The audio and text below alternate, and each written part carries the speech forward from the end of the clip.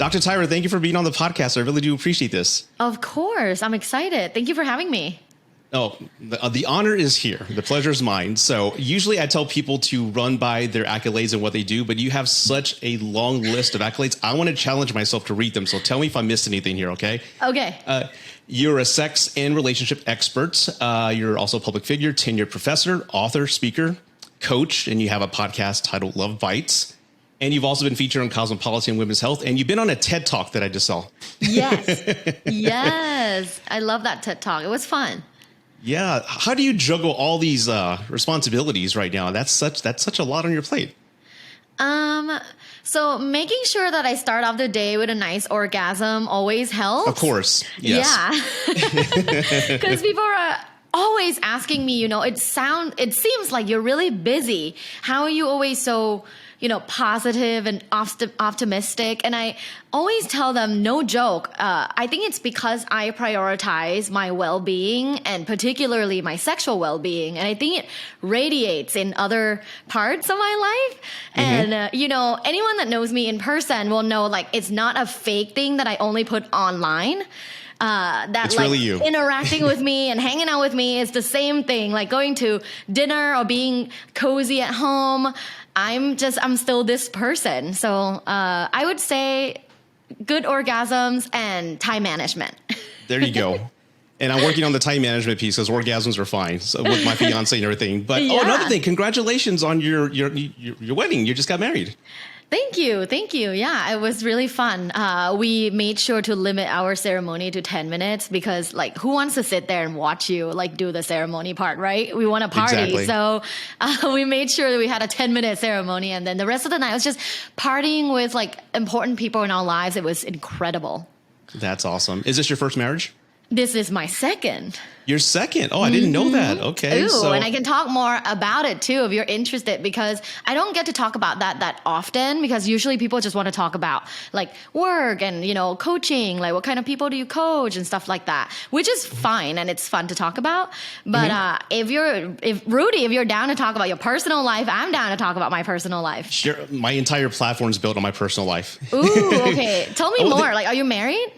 I'm engaged, and this is going to be my second marriage. I was married 16 years. I got married at 21, and I divorced at 39 years old after 16 years of marriage. Lots of things happened. We both were very young, and I guess I notoriously got infamous on TikTok when I was telling everybody I cheated on my ex-wife. And I kind of told the story, but again, I'm telling it from, I'm a grown man now. I understand my mistakes. Here, listen to my story. Don't do what I did. Communicate and avoid this from happening. So that's kind of how I gained notoriety on TikTok. But yeah, I always said I was never going to get married again. And here I am engaged with my my love witch. I call her my love witch. That's my nickname for her. Love witch. Love because she put a spell on me. Oh, yeah. I believe in love, even with all the breakups I've had in my 20s and then my previous marriage. I believe in love. And with this current marriage, I know so much better now. And when you were I got married when I was 21, that's my number one advice to young people when they ask me what's your number one advice for people under 25, I'm don't get married. Thank you. Please. Do you get a lot of pushback on that? You know nothing. You're 21. Exactly. You know nothing. And this is it's not a belittling kind of thing. It's literally when I was 21, I knew nothing. And just the fact that you are taking on this really serious partnership that takes a lot of work, effort, and attention, you just don't have the kind of maturity to do it. You really don't. And people always give this example oh, but my grandma met my grandpa when they were 18. I'm dude, did they have Instagram with big tits in their face every day? Big, different world. Different world. They can't fucking use an example from World War II. So exactly. I always tell people, no, it's not realistic for people now to get married under 25. It's really not. And I almost can guarantee you that, 1 in 3 of you will get a divorce. Absolutely. And again, it's funny because when I got married at 21, you know how it is with a group of friends. Once one person gets married, that bug starts spreading and everyone starts to get married as well. All of us are divorced now in our 40s. I love it. You're exactly right. And that's what I coach young people, don't get married so young, because learn to be Learn how to be by yourself. Learn who you are. You just left your mom's house. You don't know who you are as an adult, so please take your time. But a lot of them, there's I guess a social construct, like a norm that you have to be married, you have to have kids all around this certain age. And poor women that reach out to me and guys always feel this pressure that they have to have blank before this age. And it's so unfair for them to feel that. And I understand them completely because that was the reason why I got married. Really? Okay. Was it family pressure like, or social pressure? I can't blame my parents completely, but I'm from Thailand. So in Thai culture, getting married like before you're 30 is kind of key. Like in our cultural practice, like past 30, you're like old and like, what's wrong with you? You can't find someone to love you and marry you. What's wrong with you? So to me, it was like, oh shit, I'm approaching 30. I'm in my late 20s. Like I gotta get married. And that was kind of my mentality getting into it. Like, of course, he was a great man. You know, he's what I call like a resume man. Like he checked every box. Okay. And, you know, he's a great husband material. And he still is for someone out there. But just we never had chemistry. But I looked past it because he was a perfect paper man. And I just thought, okay, it's time, Tara. Like just suck it up, get married. He's a great person. We'll work it, like we'll make it work. That's so awesome. Did not work. How long were you married, if you don't mind me asking? 2 years. 2 years? Okay. Yeah. And I mean, two and a half years. I got out. I'm glad I got out early because I could have stayed much longer. Right. I'm someone that like perseverance, like, you know, get through difficult times, and like ignoring all the signs, but like, let's make it work. I don't know if you're into astrology stuff, but I'm a Virgo. And well, hold on. Virgos are the best people I've ever met in my life. My fiance is a Virgo. Yes. And again, when I started dating in 2016, I thought that was a 70s thing. Like, hey, baby, what's your sign? And I found out that women was so like captured by that. I'm like, I'm an Aries. Does that matter? We're good? Okay, fine. It means you have good sex, right? Aries are like sexual. Rough sex, I had an ex-boyfriend that was an Aries. We had great sex. We're stubborn, but we're fun. Yes, stubborn, so stubborn, and takes a really patient person to be with you. And as a Virgo, my number one trait is like make things work. You know, like we're perfectionists. We make things work. Don't just quit. And so I, you know, had that in me to like a fault. Where I'm like, I'm not going to leave. But then I'm really glad that I got out early. And I don't know if I can talk about this on your show, but go ahead. It was actually through like a psychedelic journey that helped me realize that I wasn't in the right place. And it helped me realize that I need to leave in order to become the person that I am today. And look how amazing you're doing. I always find it funny that for everybody I've met on social media, there's a lot of us coaches and personalities who got divorced, and you can either just let that moment destroy you and stay in that bitter place, or you can evolve, you know, dust yourself off and just become a better person. And it's such a joy to surround myself, you know, talking to you and just seeing everybody who didn't allow that event to ruin them, because unfortunately, there's a lot of people that do allow that. And I do talk to a lot of them. For me, just to share, I'm Hispanic. And I remember at 21 being pressured by my parents, like, hurry up, we want to be grandchildren. You know, I'm like, but I would never tell my daughter. My daughter's 19. I have a 19-year-old, a 16-year-old, and a 3-month-old. Yes, I started over. I know. Well, like, oh, here we go again. Here we go. It's my fiance's first child. So she's really excited. Congrats. Thank you. So yes, I was pressured. I did love her. She was my high school sweetheart, and I did love her, but in hindsight, I think we were just both like, let's kind of just do it. We're in love. Everyone else is pushing us and supporting us. Let's do it. But again, there's no way I would tell my daughter that, my son that. I just tell them, enjoy yourself. Because even right now with my engagement, for the first time in my life, I feel like I'm doing it for me. And I truly love her, and everything is perfect the way I wanted it.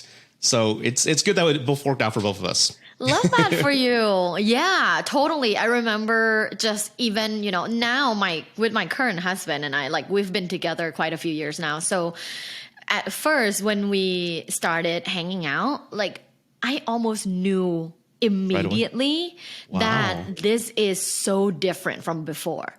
Comparing like the first 6 months of this current marriage and the first 6 months of that previous marriage, or even any relationships I've had, and I've had a lot, I knew the difference immediately because I have had a lot of experience. It's kind of like if you're really good at interviewing people for a job, like your job is HR, right? You're right. And you're supposed to interview people to see if this is a good fit or not. Like if you've done a lot of interviewing, you'll know almost immediately, oh, this person will thrive at our company and this person would not be. So I just felt that immediately. Did you feel it immediately too? Like the first 6 months were so different from previous relationships. You know what? I'll be honest, and I've spoken about this on lives and on my podcast. I was so used to the toxic dating style of just hooking up. And, you know, the shelf life of that life is maybe every relationship's maybe 2 months, maybe 3, but somebody identifies a minor red flag, we implode it and we move on. I was so used to that life and so used to, I thought I was like, I have women pegged down. I know exactly how they are. Then somebody shows up and it's like, who are you? You're actually a good person. I've heard of women like you. I've heard of people like you, but you don't exist. So my body actually rejected it at first. I was like, let me see what's going on here because I think she's lying and I don't want to get hurt again. But she brought me something that no one ever brought me, which was peace. No games. And I never, in my 45 years, including parental, family relationships, no one has ever given me peace. Oof. And I thought I confused it for being boring for about a couple months. Oh, because I was so used to that toxic, stupid life. Yeah. And after just talking and just kind of going to therapy and all that, I love her. And it's a wonderful thing. And I wish more people experience that. So to answer your question, yes, it was a different feeling. She made me feel different. Beautiful. Love that. I just like experiencing, you know, this like love, passion, and just true, authentic connection. I just really wish that everyone would get that. Yeah. It makes your day so much better. It does. It does. Just to have that peace of mind. And if you don't mind, I'm going to go back to the marriage piece because I do know you're a coach. You coach men who are single looking to find a partner. And you also coach people who are married. And I know one of the main, my demographic's 50-50, men and women. And I have a lot of women and men reaching out to me who are like 10 years, 11 years, even 15 years in a marriage. And they have a dead bedroom.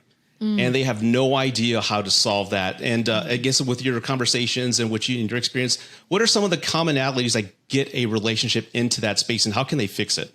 Wow, that's a big question, right? Like we can probably talk for 10 hours on many different methods and modalities and perspectives on how to fix that problem.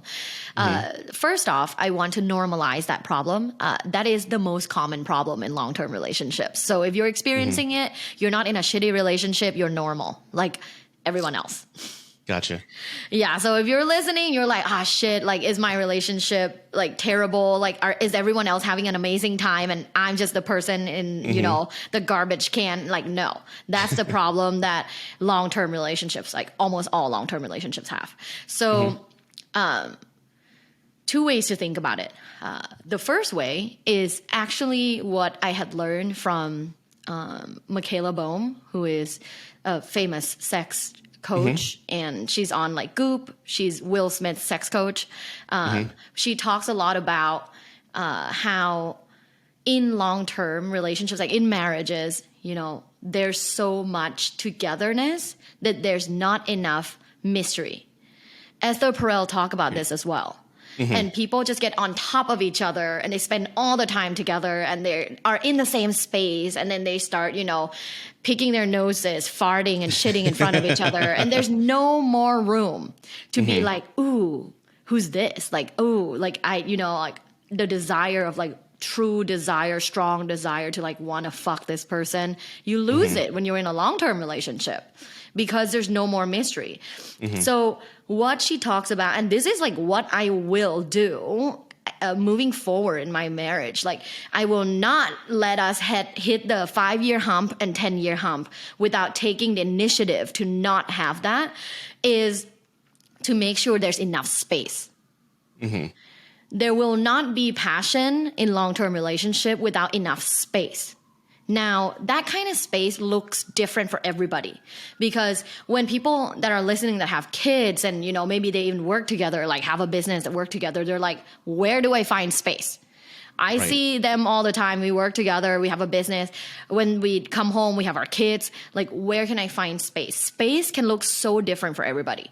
So if you can afford to have actual space, like a physical space, maybe for people that are listening, maybe having your own, you know, apartment where you stay there once a week, or, you know, maybe having 2 nights in a month where you stay at a hotel.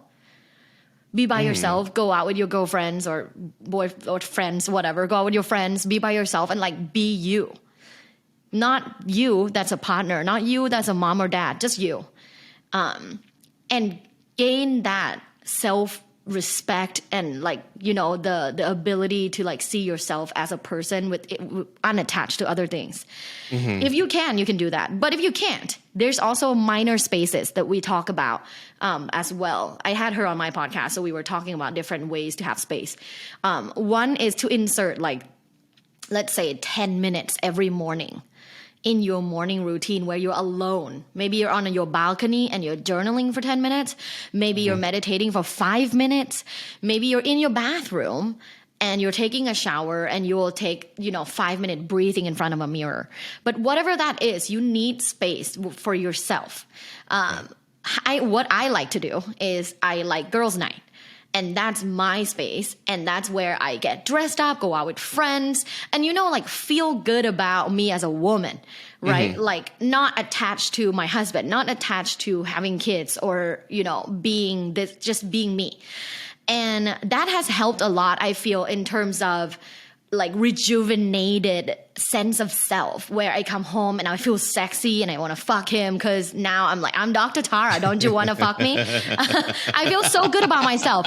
But that's the question I ask my clients all the time. When was the last time you felt so fucking good about yourself? Ooh, that is a good question. Yeah. And that's key. That's the key to the passion in long-term relationship is you individually as 2 people need to show up feeling like the shit. Right? Then that attraction becomes a lot easier where we're all attracted to confident people, right? And we're all attracted to this like energy of like, oh, wow, you're exuding this energy. I want some. Yeah. You're right. That charisma, that attraction. Yes. Yeah. So to me, it's like individual work. And then you come together and you literally come together. And then you come together and you just feel electricity again, you know, and this can work if you're in a 10-year relationship, 20-year relationship. That's still like healthy, right? I'm not saying like force it, right? Sometimes, you know, there's a boundary there where it's like, oh, that doesn't work. You should probably get a divorce versus, oh, you need to find sparks. So that's the first perspective to think about space. What do you think? Space, in hindsight, thinking back, that definitely would help because, again, when kids do come into the picture, we had to, I've said this on TikTok as well, that I forgot how to be a husband. And I was so focused on being a father, and she forgot how to be a wife. And before you know it, we looked at each other, we saw parents. I didn't see my wife anymore. And that was a major problem because we were just so, and you can't help it because you love kids, and it's the purest love you'll ever feel. And we were just so consumed with it, but we just lost our way. I can't wait. You're going to be an amazing mother. It's such a wonderful journey. I love it. And that's one thing we forgot. And then one pivotal thing that when I got divorced, I had no idea who the hell I was because all I've been doing for the past 19 years was being a husband and a father. Like I don't know what I like to do for fun. Do I like movies? So that was a terrifying, but the most exciting journey of my life. But that was one of our problems. The other one, and this is kind of tethered to this question, but my question to you is this: how important is it to stay attractive for your partner? And the reason I'm bringing that up is because I bring it up every now and then on TikTok, and a lot of women get offended or upset about that. And I usually rebuttal and say, well, look, I'm not saying, 6 months after the kid. Of course, if you have a kid, your body does a lot of wonderful, amazing things to make a child. It's going to take some time for your body to heal, a couple of years, 3 years, something to that effect. But let's say we're 7 years out, 8 years out, 5 years out. And guys aren't attracted to their wives anymore. That's a major problem, or vice versa. I've had women message me like, my husband has gained a lot of weight. He can't get hard anymore. So let me ask you this. How important is it to stay attractive for your spouse? Very important. Thank you. Yeah, period. And people can get mad at me saying it, but objectively speaking, okay, this is not personal opinion. This is like studies and theories. Objectively speaking, we are in tune to be stimulated and aroused by visually appealing things, correct? Yes. This is why all of us, like men and women, watch porn with like a certain person on the right? We don't watch a certain type of porn, and we watch certain type of porn because we find these people attractive, right? You're never gonna watch porn that you like find the actors unattractive, correct? Valid point. Yeah, I never thought of it that way. Yeah, like think about it. We choose that for ourselves. So why wouldn't we choose that in real life? And I'm not saying like we gotta look like some, fake like airbrush Kim Kardashian. Right. Like that's not what we're talking about here. Let's be real. I think people get triggered when you say like women or men who is not in shape get triggered because they assume we're saying that you should look like Brad Pitt and Angelina Jolie. And that's not at all what we're saying. We're saying a lot of times, and there's studies to show this, where people with certain body type have higher or lower self-esteem. And if you don't know how much self-esteem affects your life, let me tell you this. Self-esteem is everything in your life. How you show up every day when you wake up, your self-esteem is being projected into the world. How you show up as a professional, how you show up as a boyfriend, girlfriend, how you show up as husband, wives, father, and mother, and to your friends, how you show up at a coffee shop, your self-esteem predicts all of those things. So let's go back. So self-esteem, and how is it attached to body image? When you read the literature on self-esteem, like if I have to come up with a number, like 60% of how you feel about your body is your self-esteem. So if you're not in a space where you love your body or even like your body, that's going to show up in your relationship. It will show up in a sense of like lack of self-respect. Right. Lack of high emotional intelligence because you're just reacting. You're not responding, you're reacting. When your partner is like, hey, you want to go to the gym together? Instead of responding like, oh, okay, gym means I'll feel better. Endorphins will be releasing and it will be good for my life. It will be healthy for my physical and mental health. No, you're reacting like, why? You think I'm fat? Why? Do I, am I not attractive to you? Right? So when you don't like yourself, it becomes a space where no one else will find you attractive when you don't like yourself. Right. Yeah. 100%. And I and think your that partner did not sign a contract to say, I should still love you when you hate yourself. And I think to a lot of people, they think that a marriage means thick and thin. And I believe in that. But at the same time, the marriage contract should also say we'll both keep up. I 100% agree. Ourselves. Yes. That should be part of the new vows. Yeah, it really should be. Like, I promise to continue to work on myself and never just let myself go and lose my self-respect. It's a brilliant idea. Yeah. I love that. I love that. Go ahead. I'm sorry. I don't think that... I think romanticism had destroyed the way we date. In what way? Okay. Because we are thinking, a marriage is like a forever thing, like forever love, like true love. And, you can do no wrong. You can like gain 500 pounds and you'll be loved the same way because what? True love is connection on the inside. It's not the outside. It's nothing else. It's just us. It's that like fake idealistic world that doesn't exist. And when all of that comes crashing down, you blame the other person. When in fact, you were fooled by romanticism that lacks realistic expectations. That, oh my God. I love that you said that because I completely agree with everything you said. Because again, on my part, there was a moment just to bring up a personal story. When I was married, we both gained weight because, you have kids, you're too tired to cook, you're both working, you get home, I'll pick something up on the way home. So we both gained a lot of weight. And I told her, like, I don't love myself. I really hate myself. Nothing fits. Let's lose weight. And she didn't want to. And I'm like, well, maybe if I led by example, she would follow me and see the energy. So I started working out. I lost like 30, 40 pounds. I looked great. It was like the peak I've ever looked. And I started getting that I was horny. I was like, Daddy Rudy, right? Yeah, I was ready to do this. Feeling. And like, come on, let's do this. Go to the gym. I feel great. And I'm not tired at 9 p.m. anymore. I want to have sex. Right. And no, she never wanted to just join me. And I remember one of the pivotal things. And again, I'm bringing this up because a lot of men and women bring this up to me as well, is that they do what I did. And they're leading by trying to make it work, but their other spouse is just in this space. They're unhappy with their career or how they look or how things turned out or whatever the case is. Everyone has different reasons. But a lot of men and women just lose attraction to them. And I remember there was a point in my marriage where I couldn't get hard sleeping with her because I just couldn't. I was not attracted to who she was. I mean, part of it was like I don't want to say how she looked. That sounds kind of mean, but just how she was as a person, just mad and just angry and just not happy with herself. And I think a lot of men and women fall into that space. And it's tough to break out of that when you have one person who's fighting to keep it and the other person is just in this stagnant space.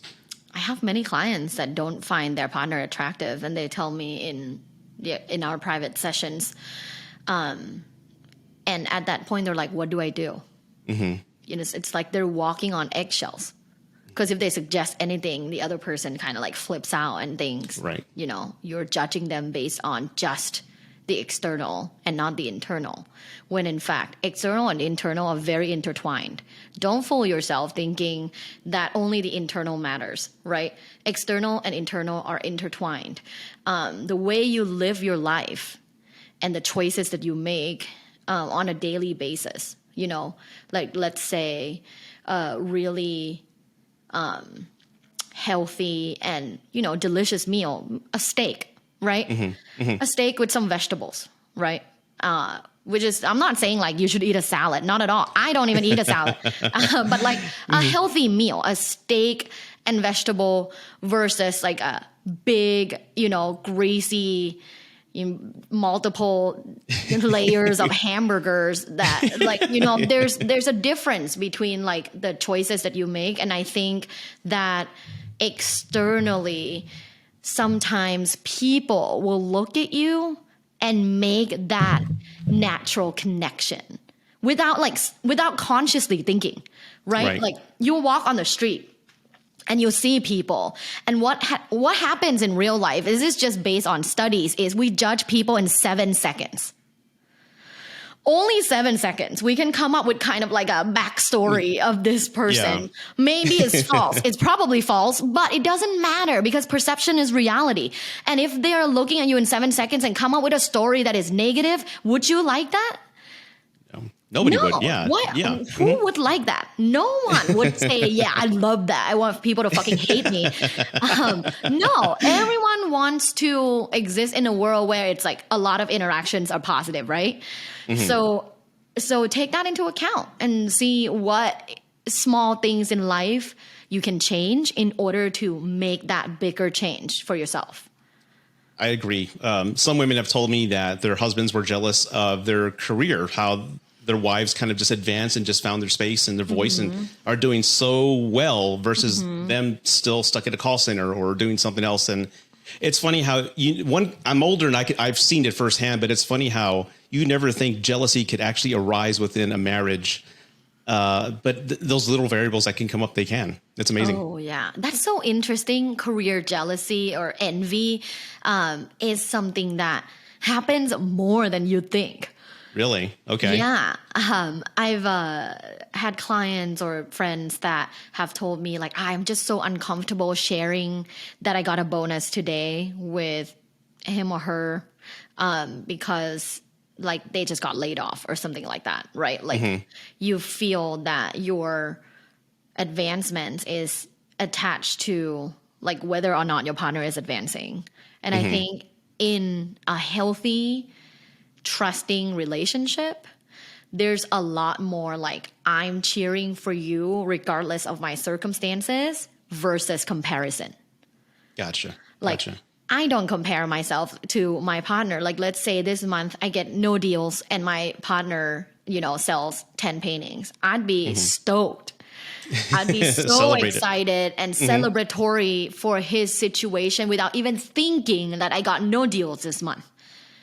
Right. And I think that's the place where you are in a trusting relationship versus a competitive comparing relationship.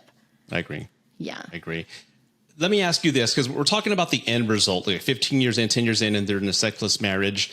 For everybody who's listening, and a big piece of my demographic is young people 25 to 32 who are looking to get married. What questions do you recommend that people who are engaged have to ensure that they have a healthy and exploratory sex life? Love that question. I'd ask two questions. One is rate yourself from 1 to 10. Okay. From 1 to 10. How important is sex to you in a long-term relationship? 10. 10. Yeah, exactly. I'd say 9. Okay. I'd say 9 and there's rationale behind that. But here's the thing. There's no right or wrong answer. There is definitely no wrong answer, because if your answer is 1, you are valid. Maybe you're asexual, and that's totally cool. There's 1% of the people in the world that are asexuals. But if you're 1, right? Like, oh no, I just don't think it's important at all. I think emotional connection, spiritual connection, and kids and finances are way more important than sex. If that's your answer, which is completely fine and you're valid, and you're a 1, you do not want to marry anyone that rates sex 5 and above. Anyone that's 5 definitely. and above, because there will be, I guarantee you, big problems in your relationship and you will get a divorce. I will say you will get a divorce 100% if the discrepancy is more than 3. Like if you're a 7 and 10, you're fine, right? If you're a 5 and 7, you're fine. If you're a 1 and 3, you're fine. But if you're 1 and 9, you will get a divorce. So that's the question you should ask. Whoever you're dating right now, however long in a dating relationship you've been in, maybe 3 years, you ask this question now. Like, listen to this and ask this question. From 1 to 10, how important is sex in a long-term relationship for you? Be honest. And no wrong answer. So that's the number 1 question. Can you imagine if you had asked that, like, then you would understand and perhaps were able to realize you weren't in the right relationship. Well, looking back, we both were, I'd say 9 or 10s, right? Because we're both young and, just full of life and everything. So a lot of it, 10 years later, I just remember it being fatigue, being tired, and just not enough hours in the day to do anything. So I guess thinking in hindsight. That's why you want to ask that again. Yeah, ask like every 5 years or something like that. Like ask, are we still on the same level? Find out what's going every on year. And just come every year. There you go. Yeah. Ask that every year. Like, hey, how are we feeling? Like, from 1 to 10, how do you think sex is like? Just ask it every year, every 3 months, even. It's fun. Another question that you should ask is, what are some of the sexual things that you want to explore in the future? Not necessarily a guarantee like, oh, I must do this in the future, but like, what are some things that you find intriguing that you want to explore in the future? Not saying now, maybe like 10, 15 years from now. Are there like certain things that you thought of that like, ooh, that's definitely in my cards in the future? Right? Like for me, when I started dating my current partner, I immediately told him like sex parties is in my cards. Yeah. Like, I will not be able to date a man who's like against sex parties. Right? Because that's not going to work. Like, it's in my cards for the future, not now, but like, I will want me and my partner to explore that part. Okay. And if it's a no for you right now, it's probably a no in the future. So this probably won't work out. But if it's a maybe, then that's a different question. Okay.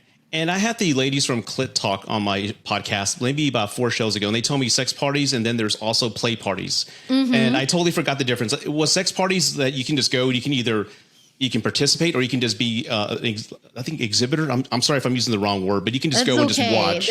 I mean, really, like words, it's kind of, it just depends on what group you're hanging out with. Because you can say play parties are where, like, you know, some people may have sex, some people don't. You can totally just go grab a drink and like be a part of it without having sex. Like some people say that. But then some people use the word play party and they host a play party in their, you know, house or apartment, and it involves sex as well. So I don't think there's clear distinction even in sexuality world.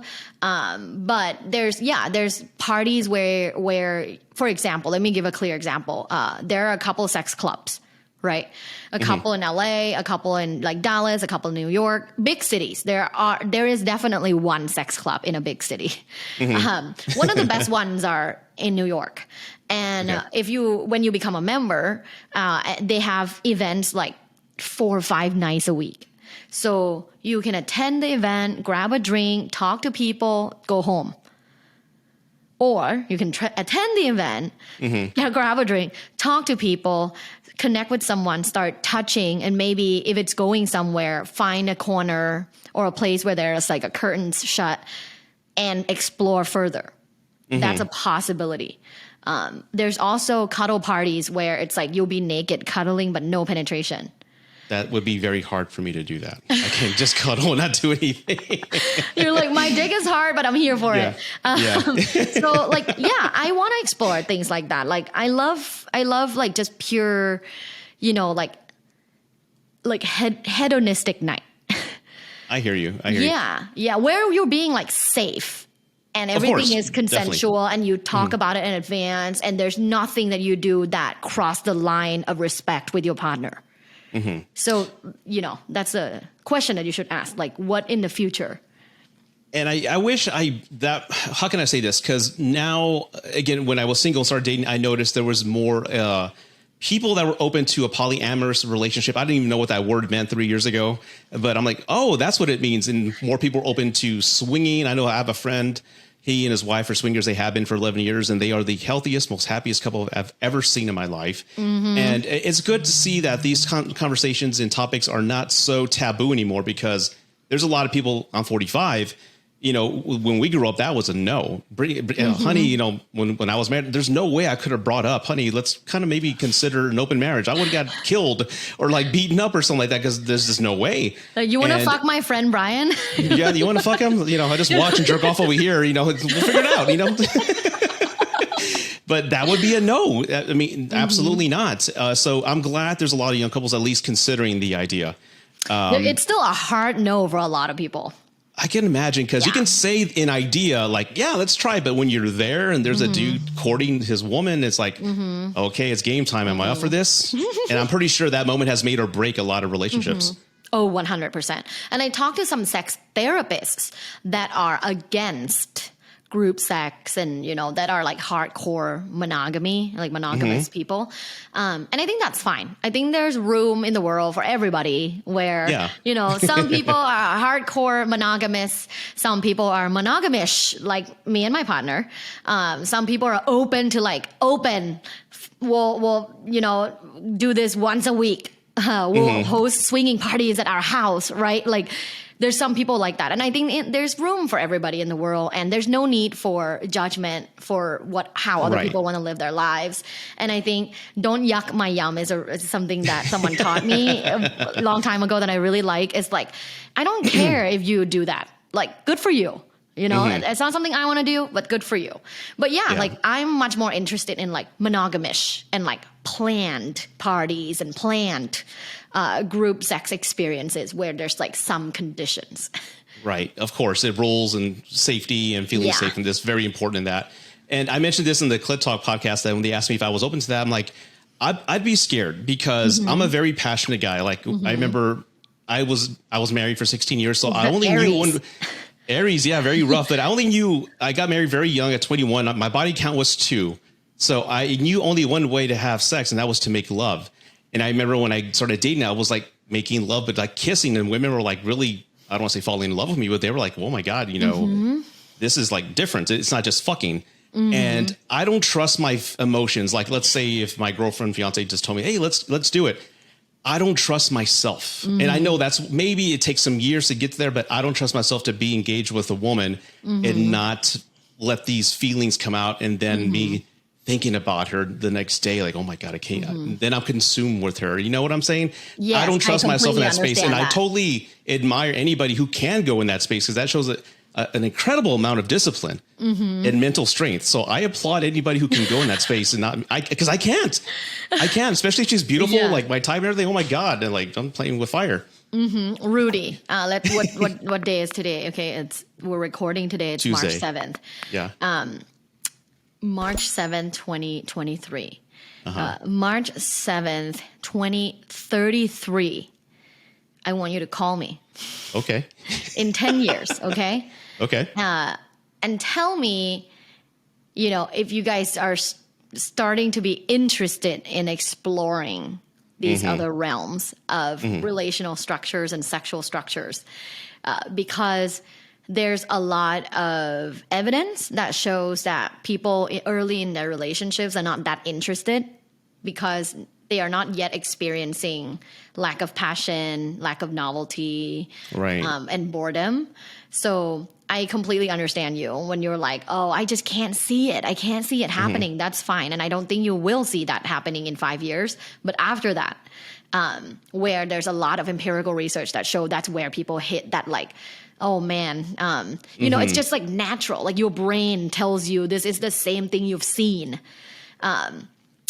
Let's see where that goes. I know what you're saying. I know what you're saying because if things were better in my marriage, 13 years in, and she said, let's do it, I would have been, fuck yes. Because at that point, you've done absolutely everything with this one person. And you watch pornos, and you've done everything. So you have to be in a really solid relationship. That's key. I think people try to explore when they're in a really weak point of their relationship. And that's like not good. No. So you have to have a really healthy, solid relationship where you have like really good friendship going.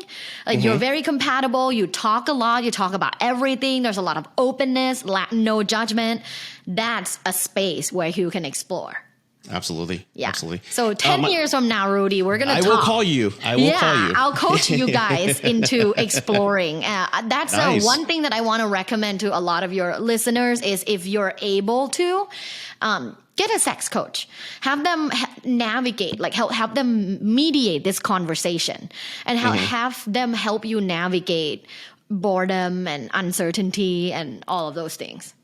Perfect. Yeah, and I will call you. I'm going to mark this down. I'm going to go to Google Planner and just put 10 years out reminder. Today, 10 years from now, I will coach you guys through it. Okay. And I have my podcasts are about an hour, so we got maybe like less than 20 minutes. So I want to go to the single area. So when it comes to the other part of your clients being single men, what are some of the sexual frustrations or obstacles they're encountering out there that my audience can learn from? Usually it's sexual anxiety. Ooh, okay. And that is exhibited or projected in different ways. Projected in premature ejaculation, projected in erectile dysfunction, projected in delayed ejaculation, projected in not even like able to ask people out, or not able to escalate it to the sexual, like a sexual activity. So ask people out. I didn't even think about that. Wow. Okay. Interesting. OMG. That is like, so I just recently interviewed this woman. She's specifically just men's dating coach. And her whole thing is helping men start a conversation. Just that little piece. Initiation. Wow. That's her only thing. Is initiation, and she has 500,000 followers, and all these are young men that don't know how to even initiate a conversation. Right. Wow. And so there's all kinds of issues. Wow. It's funny you say that because again, I hadn't dated since the 90s, so here I am at 2016. I go out and I remember approaching women at the bar, and they're just they're freaking out. I'm like, I'm sorry, did I do anything? No, guys don't approach women anymore. They kind of message us through Snapchat. And I'm like, really? What's Snapchat? I have no idea what that is. Yeah. But I did find, what? Yeah, no, continue. No, but I did find that a lot of people did have a difficult time having or carrying a conversation because they were so used to their phones or just used to texting. No one likes to make phone calls anymore. They like to text. And there's some conversations you can't have via text. You need to talk. So it's not lost in translation. Well, the common way for people who are like a little bit shy and, can't like just full on get up to someone and be like talking to them for 30 minutes. One way that a lot of people do now, and it works, is, complimenting them and then asking them for their Instagram and then like slide into their DMs later. Oh, okay. Yeah. So what advice would you give that guy who sees a woman, for the guy that's listening, he sees a woman at a bar and he wants to approach her. What's a good, I don't want to say pickup line, but what's a good way to approach her and ask that question? Okay, so this is my method that I know would work for me and my girlfriends. That if you start, like, first read nonverbals. Because if you're trying to make eye contact with her several times and she immediately looks away, she's not into you. Like, don't approach. Exactly. You will 100% get rejected. Because that nonverbal, like that she immediately looks away, is like, ooh, she's not interested. And maybe find it even creepy that you keep looking at her. So if you get that like a couple of times, like, don't approach. However, here's when you do approach is look at her, like start looking at her, try to make eye contact. And if she looks at you back with a little smile, that's an invitation. Come talk to me. Yes, exactly. I've done that many times. That's an invitation. Come talk to me. And if you don't come talk to me, there's two scenarios that can happen. One is I'm like, ugh, not even worth it. I'm not going to talk to him. He doesn't even have the courage to come talk to me, right? Doesn't have the kind of confidence that I want in a man. So one, you missed the shot that you've never taken. Like, right? What did Michael Jordan say? I think you miss 100% of the shots you never take. Exactly. So the first scenario she'll think is like, I'm not gonna bother. The second scenario is she might be like, oh, I really like him. Like, he's hot. Like, I'm attracted to him. I'm gonna approach him, which sometimes happens. But let me tell you, scenario one happens a lot more, where it just becomes like a misconnection. Okay, so she looks at you back, gives you a little smile, and maybe even like a cheers, like where she lifts her glass. That's like a 100%. Bro, go talk to her. Get over here. Yeah, you're fucking too slow now at this point. So come over, come talk to me, right? She smiles at you. Okay, you're like, get up, get the courage, go talk to her. The first thing that you can say is, hey, I've seen you from over there and I'm attracted to you. What's your name? So if you think this is too like forward, it's not. We love it. We're like, oh shit, that's hot. Like, that's confident man right there. Like, I saw you from afar. I find you attractive. What's your name?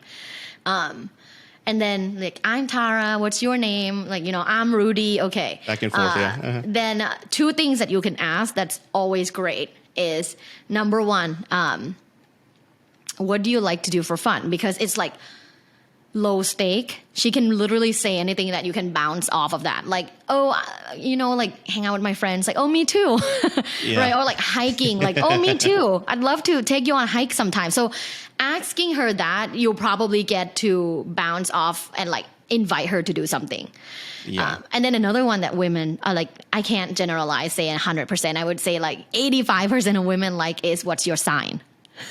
That still works. I never used it. I gotta share that with people now. Okay, what's your sign? It works. It definitely works, because it's like men that like to make fun. There's a lot of men that I talk to that like to like make fun of women for like liking talking about signs. I feel like some women find that unattractive. Yeah, okay. Yeah, like I would think so. I mean, if you like something and they're just kind of like making fun of it, I think anybody would. But I totally get your point. Yeah. So don't make fun of other people's liking, talking about signs, because you'll miss your shot.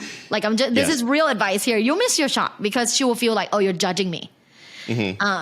So ask for the sign, your sign, and like know what your sign is, know what your characteristics are. So there's a conversation right there. And that I can promise you will, if there's connection, it will be a fruitful conversation. She'll find you interesting. She'll want to talk to you.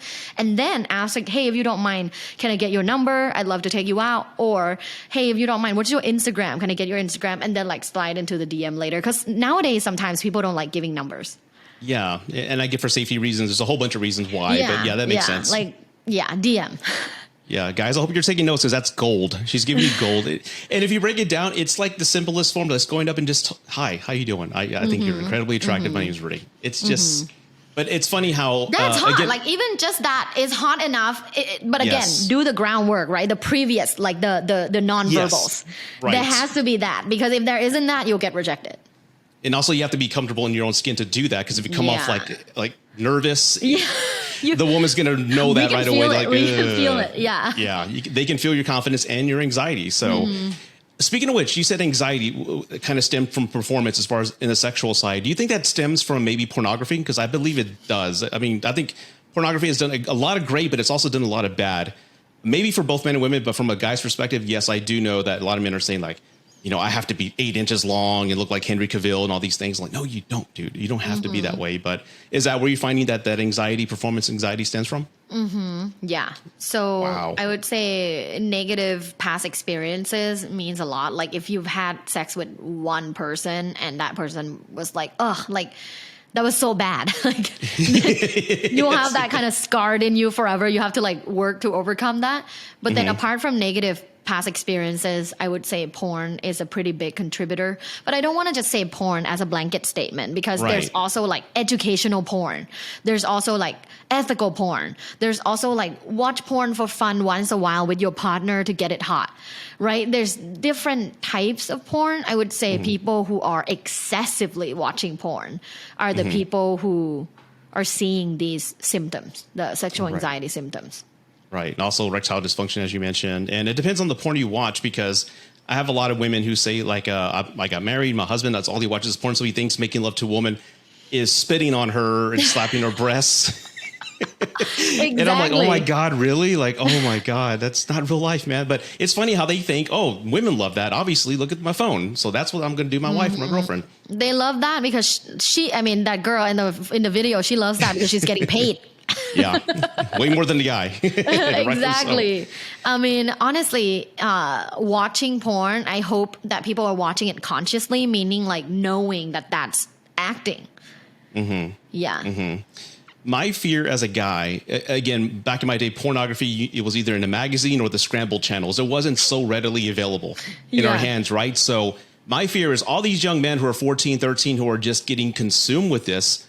What are the long-term effects like for them in their mid 20s or 30s? How are they going to look at women and how are they going to treat women? Because nowadays, if they see a pretty woman, there's probably an OnlyFans account. They can see her naked for $4, $20, whatever. So I'm very curious how this generation is going to grow up to be young men and how they're going to perceive women. I'm kind of scared about that.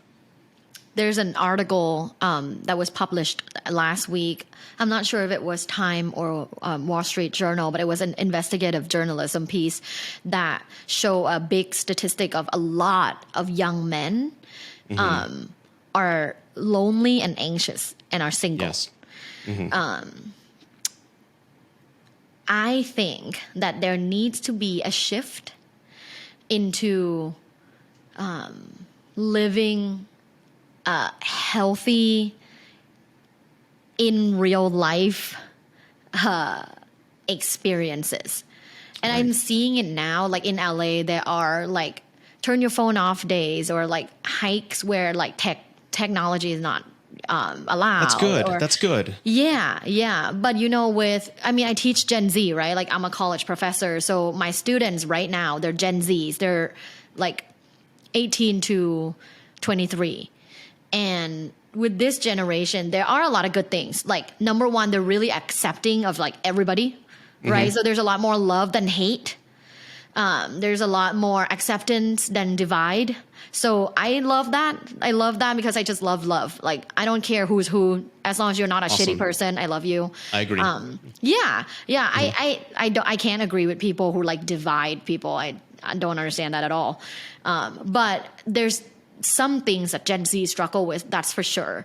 Social comparison through social media. Yeah. And that caused a lot of anxiety. So anxiety becomes a big issue in this particular generation.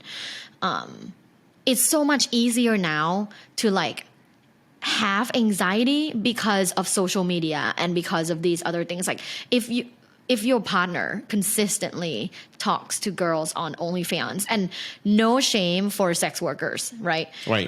If that's your choice and you're happy with it, like I support you. But at the same time, let's say Rudy, you subscribe to two only girls fans and you consistently, go on there, get her content, talk to her to the point where your girlfriend feels like you're not giving her enough attention and love, that's problematic, right? That's a major problem. Yeah. Yeah. But I'm seeing that though.